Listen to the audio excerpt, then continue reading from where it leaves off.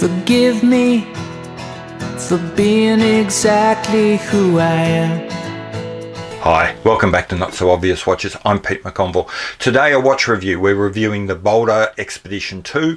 Boldr don't call it the Expedition 2, but it is the second iteration of this watch, and it's quite different to the first one, so I'll call it the version 2 so you know which one we're talking about. I've got the Eiger version, which is a white, it's actually more of an off-white dial, mainly because it's also a fully loomed dial, which we'll talk about a fair bit later. Now Boldr, like most micro brands, don't give their watches reference numbers. That's actually a strategic error, but also subject to a whole other video I've got planned. In terms of style, I would describe this as a dive influenced field watch.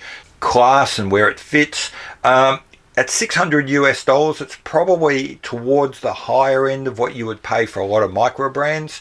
Not expensive, but towards certainly higher than average.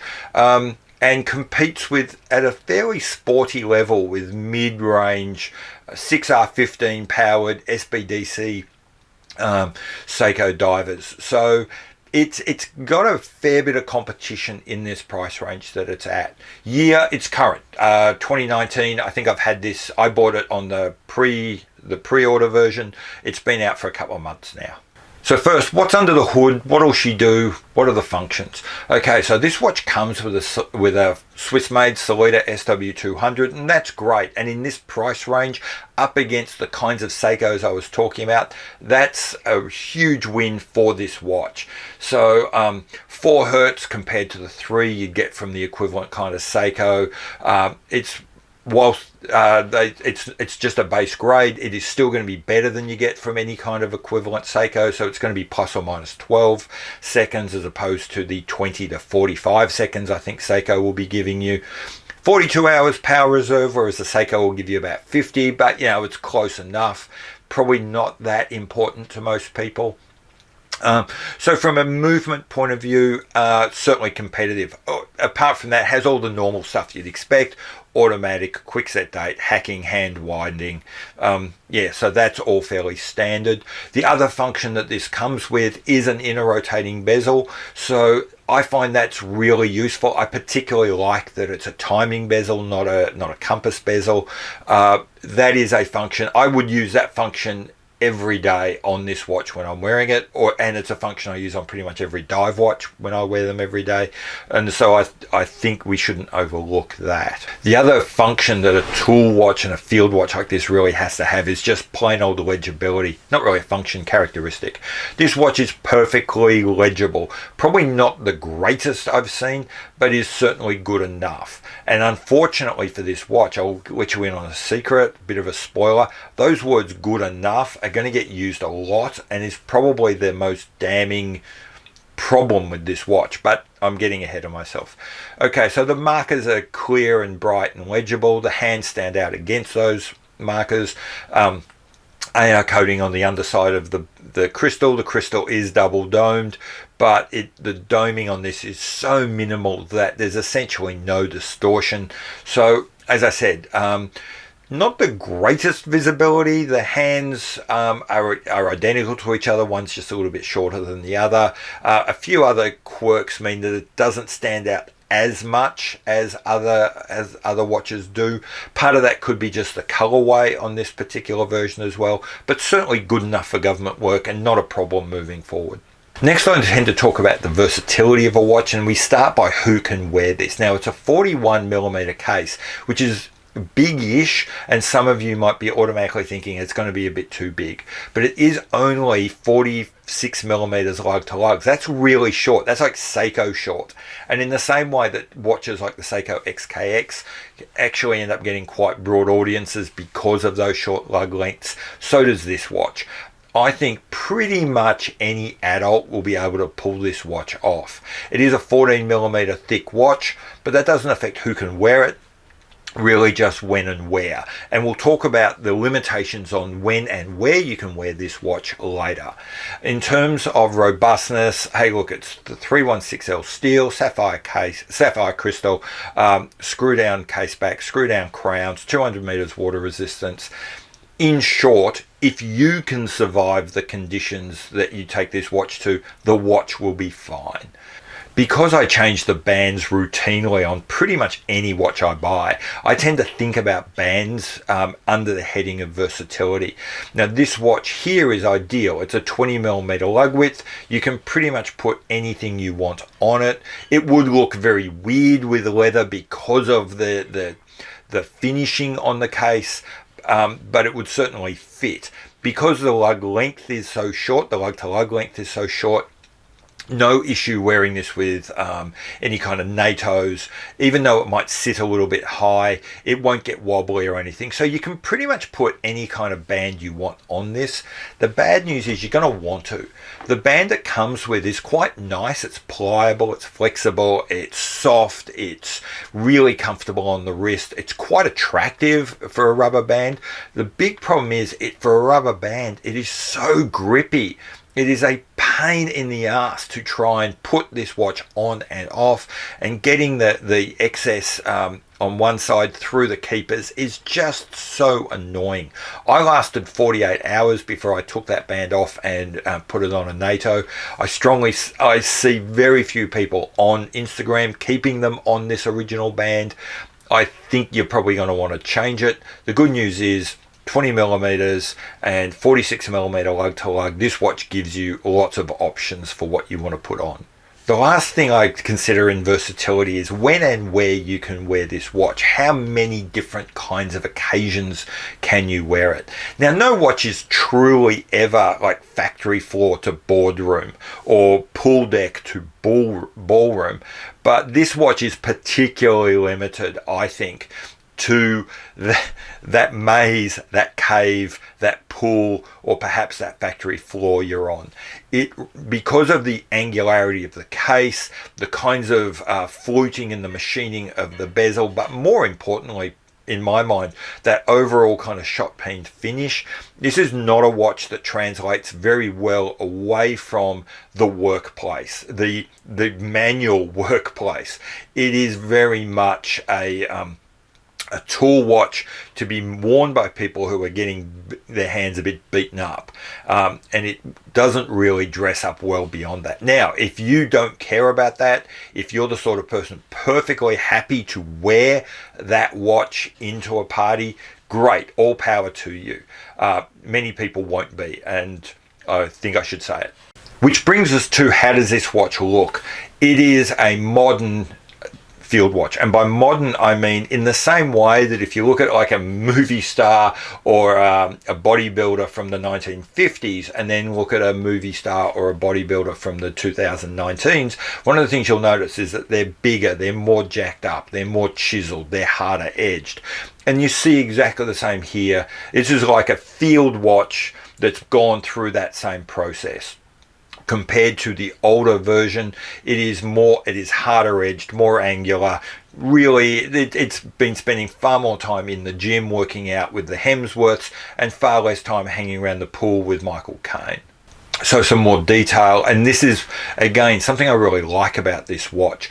That angularity, that hard edge, that complexity ties the watch to the rest of the Boldr line, which is something I love.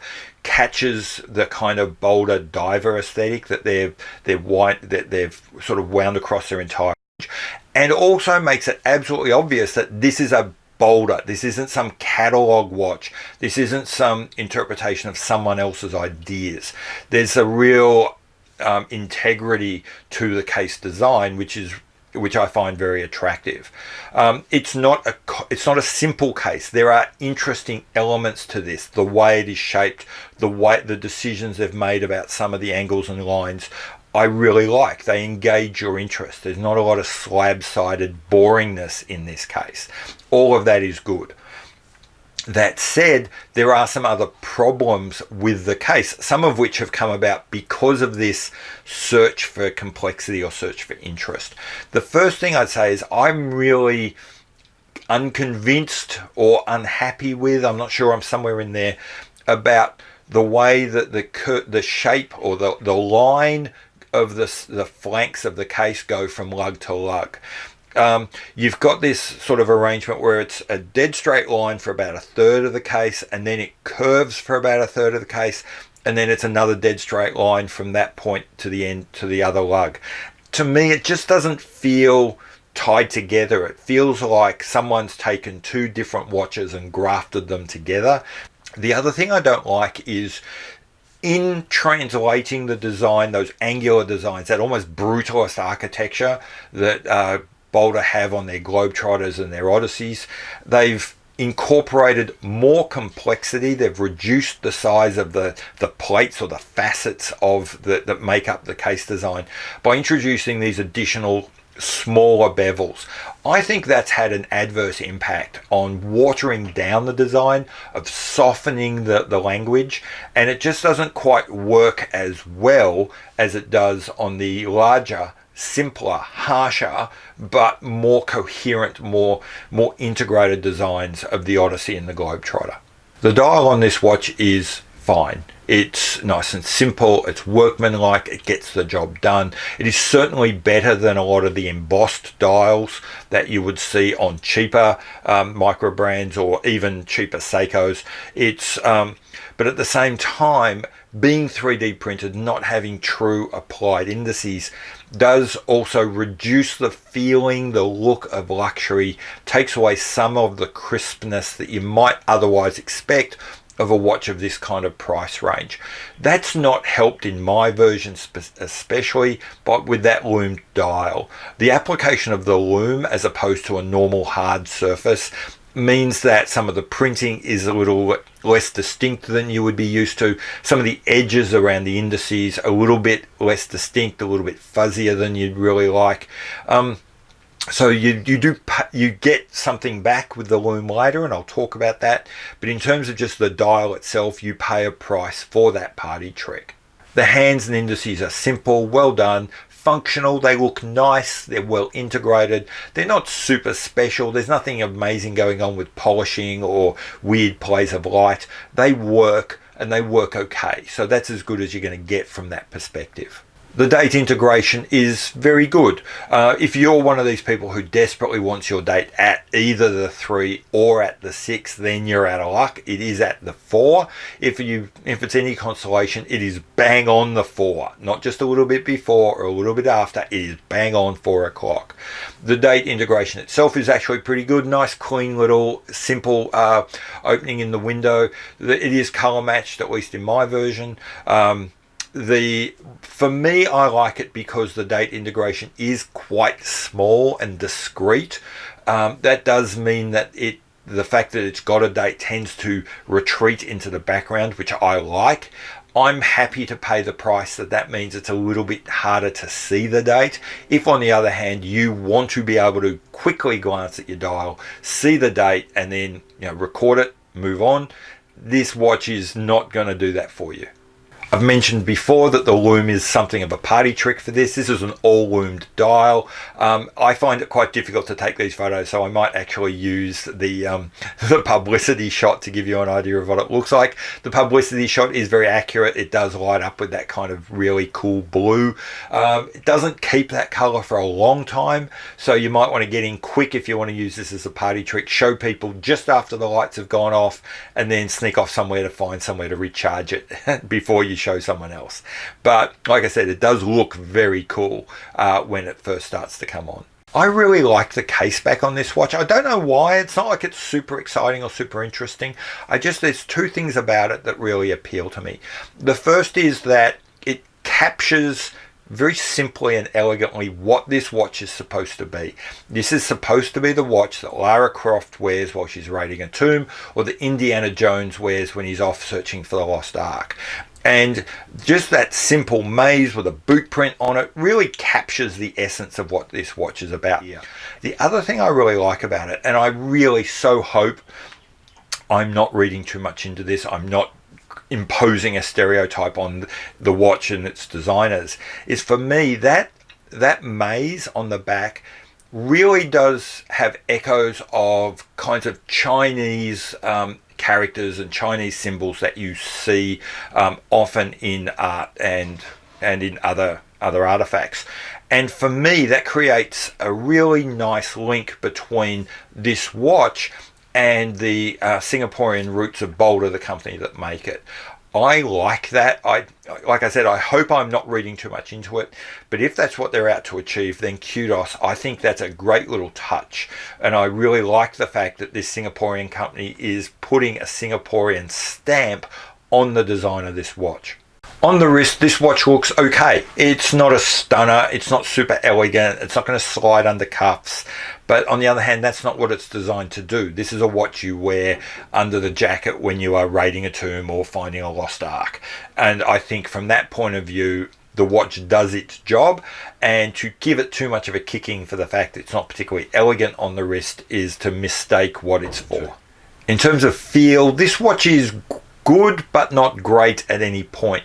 The controls are okay. The crown that controls the movement is a standard Solita feel, so it's nice positive action, pops into place, stays in place as you adjust time, wind, that sort of thing, so no problems there. I have had difficulties rethreading this crown, so whether that's a build issue or whether I'm just fat fingering it because the crowns are a bit smaller than usual at 6.2 mils, I'm not sure, but from that point of view, there is something which is different in this watch to pretty much every other threaded crown I've got.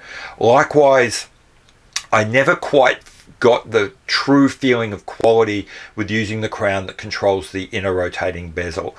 That is a surprisingly complex set of gears required to turn the inner rotating bezel from that crown. It can be tricky for watch companies to do it. This watch is not the best feeling inner rotating I've got.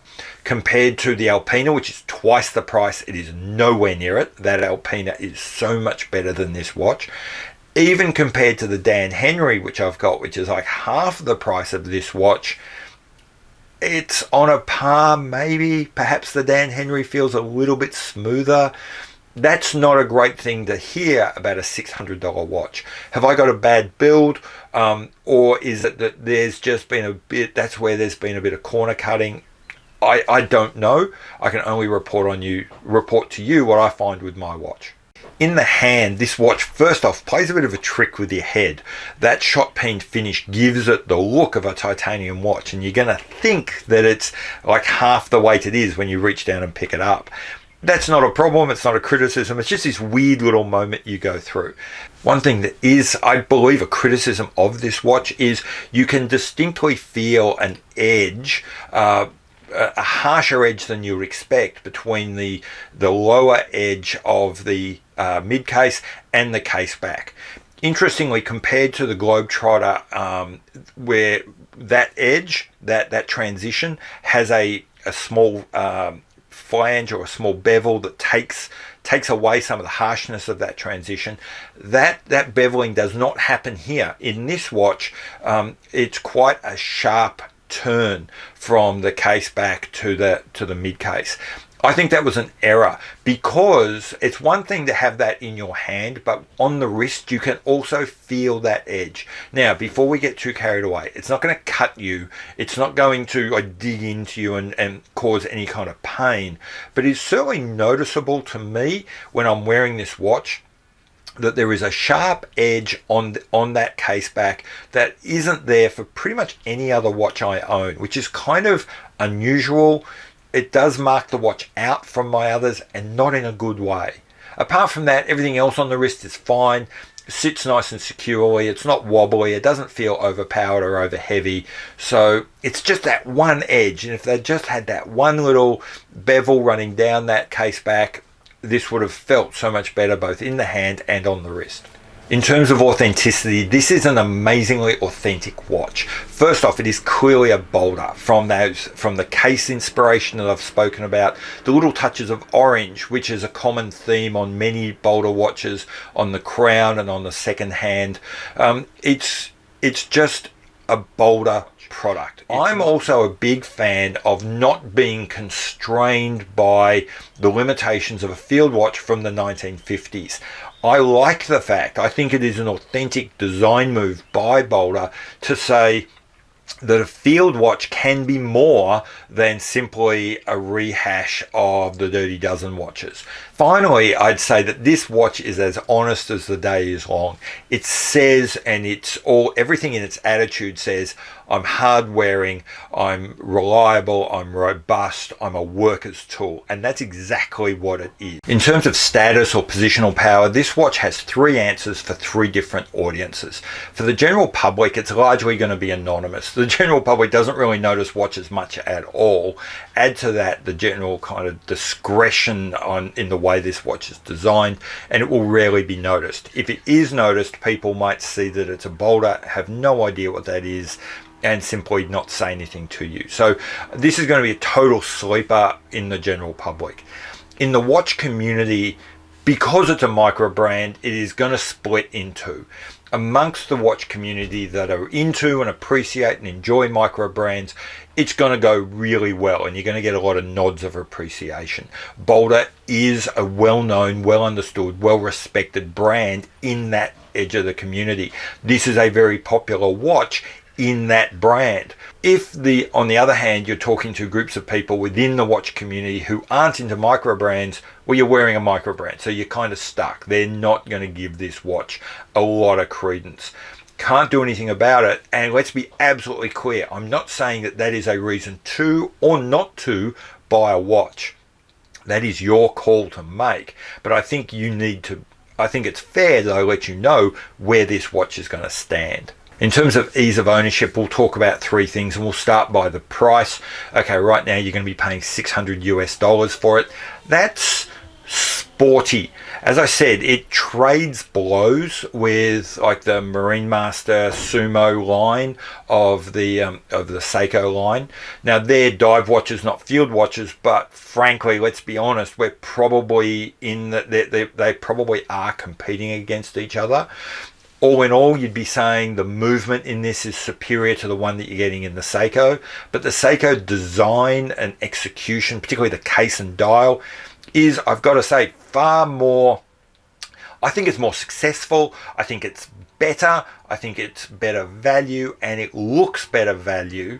As they say in American football, the money's all on the field with the Seikos. So from a price point of view, this is going to be a bit sporty. You're going to really want to own a watch like this if you're going to be spending $600. In terms of the maintenance of it, though, it's an untouched Sellita 200. It's going to be super reliable, and if you do need a service, easy to find, relatively cheap. In terms of just finding one to buy, Boldr are on the edge of no longer being a micro brand, using one of the tests I tend to use, and that is you can buy it from places other than just them. Generally, though, you're going to go to the Boldr site. Beware that, like a lot of micro brands, they make these things in batches, and once the batch is sold, that's it, they move on to the next version. So if you do want this, you might want to get in pretty quick. If the version you want isn't there, don't panic. This watch is being sold by some other suppliers. Search around, do some Googling. There's every chance you'll find it at 1 or 2 other stores. So what's my verdict? Do I swipe left on this watch, or do I swipe right? I really struggled with this part. I obviously swiped right on the watch personally. I bought the watch. This is mine. No one sends me free watches. I swiped right, hoping I would grow to love the watch, and I have not. I've had this watch for 3 months now, and during that time I've also bought another watch, my Breitling Super Ocean, which I absolutely adore and love and cherish. And maybe the fact that I love that watch so much has kind of dragged down my feelings on this, but I don't think so.